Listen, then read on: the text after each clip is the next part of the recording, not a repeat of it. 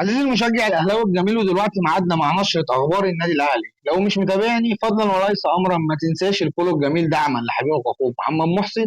ولو الفيديو عجبك ما تنساش اللايك، وصلي على حبيبك النبي عليه افضل الصلاه والسلام. ويلا بينا بسرعه نبدا النشر. النادي الاهلي النهارده لعب مباراتين. مباراه امام منتخب مصر للشباب قدر يتغلب فيها بنتيجه 1-0. سجل هدف النادي الاهلي الوحيد جراديشار باسيست من محمد مجدي قفشه. اما المباراه الثانيه فكانت امام نادي بتروجيت واللي خلصت بالتعادل الايجابي بنتيجه 2-2. سجل اهداف النادي الاهلي الهدف الاول ياسين مرعي باسيست من المتخصص احمد السيد زيزو.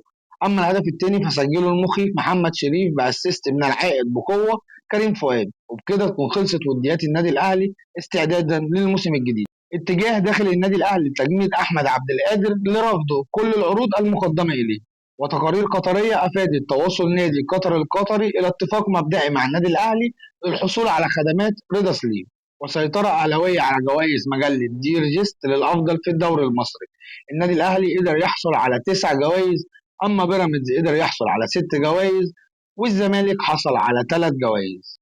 رسميا النادي الأهلي يعين نيرة علي مديرا تنفيذيا لشركة الكرة بدلا من أمير توفيق.